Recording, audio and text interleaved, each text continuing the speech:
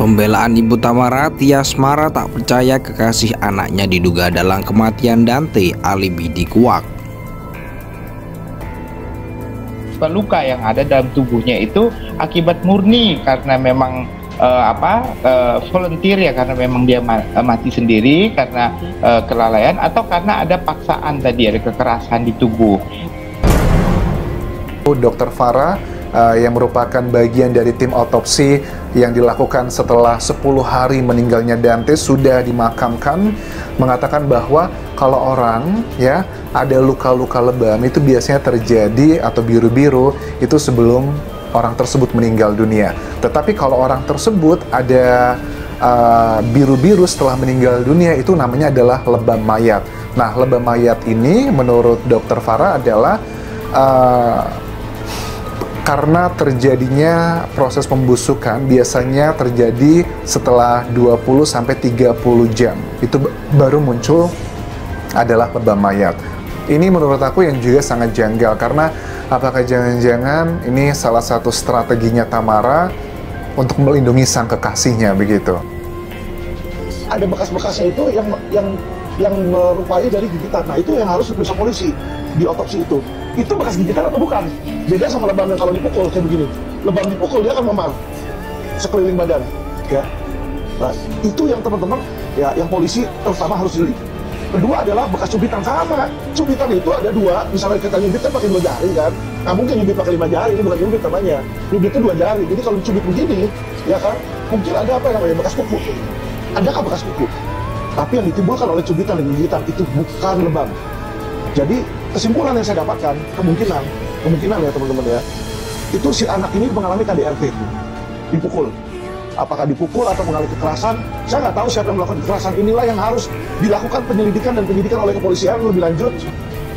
Yang membuat masyarakat netizen semakin curiga dengan Tamara adalah pada saat dia mengatakan, saya itu pada saat sampai di lokasi rumah sakit melihat Dante tidak berdaya lagi, saya refleks berusaha membangunkan dengan cara menggigit dan juga mencubit-cubit Dante. Nah, inilah dugaan yang sangat kuat bahwa ada kejanggalan, bahwa dugaannya Tamara ini hanyalah melindungi kekasihnya yang sekarang sudah menjadi tersangka, Yuda Arfandi. Apakah mengarah ke sana? Telah diamankan juga HP dari tersangka dan sedang dilakukan pemeriksaan digital forensik oleh ahli dari Puslapor Mabes Polri.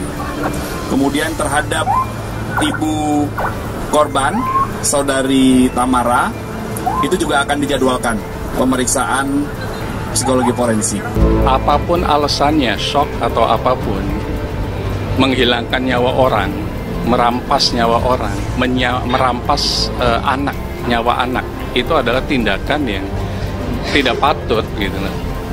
Jadi apapun alasannya, kesel dan lain-lain, tidak bisa dijadikan sebuah alibi. Kalau kita lihat dari ekspresinya dia berapa kali dia mencoba membenar-benarkan hijabnya dia, ya. Nah, seperti ini artinya seperti ada cara berpikir yang bisa jadi ada yang tidak nyaman. Wawancaranya ini sebenarnya kan tadi berapa kali dia sempat memperbaiki hijabnya segala macam. Normal kalau orang sedih biasanya dia nggak akan peduli itu tubuhnya. Jadi bisa jadi tadi ada pertanyaan yang direspon, tapi dia mungkin bisa jadi ada tidak seperti ini, berusaha membenarkan tubuh, ya itu kan berarti kan ada perasaan tidak nyaman di situ. Tidak nyamannya bisa jadi karena khawatir apakah jawabannya sudah pas atau enggak, apakah ada sesuatu yang disembunyikan, ya itu arahnya ke sana semua. Ada sesuatu yang disembunyikan, menarik tuh. Ya itu bisa. Ini komentar netizen lagi ya pemirsa, katanya gitu. Jangan ditutup-tutupin dong, katanya gitu kan. Selama ini kemana aja, kok diem aja, jangan-jangan kayak ada yang ditutup-tutupin. Ini menurut netizen. Gitu. Jadi kalau misalnya contoh aja sederhana ya, kalau kita telat ke kantor, lalu ketika bos nanya, kamu dari mana, kenapa telat? Kan biasanya kan kita bisa jadi alasannya karena malas bangun ketemu bos gitu ya.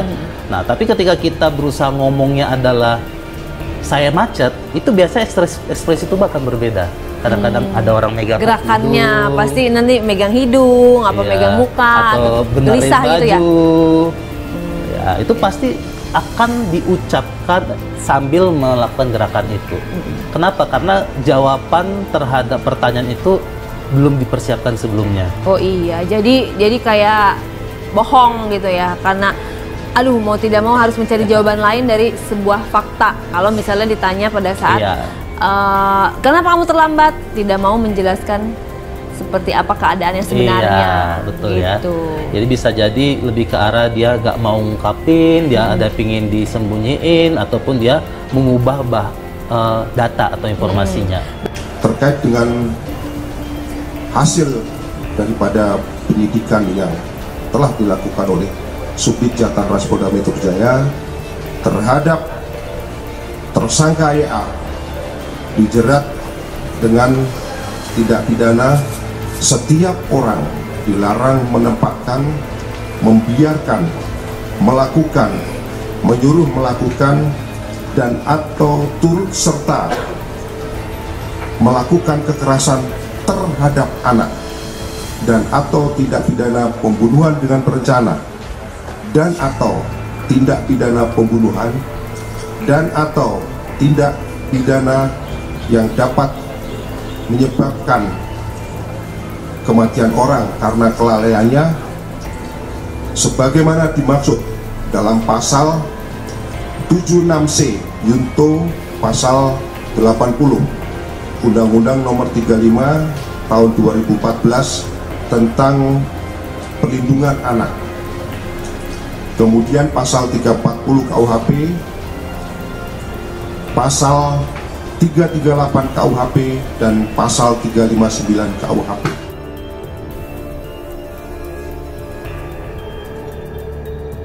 Heboh kekasih anaknya dituding menjadi dalang kematian Dante. Ibu Tamara Tiasmara buka suara. Belum mau percaya apapun, Ibu Tamara Tiasmara mengungkapkan rasa ketidakpercayaannya terhadap tudingan netizen kepada sang kekasih anaknya tersebut.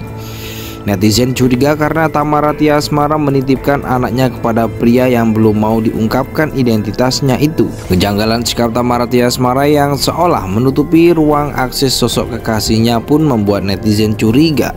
Bak kesal kekasih anaknya makan tudingan miring. Ibu Tamara Tiasmara Tia buka suara. Dikutip dari Tribun Seleb, keluarga tidak mau untuk curiga kepada siapapun atas kematian Dante di kolam renang kawasan Duren Sawit, Jakarta Timur.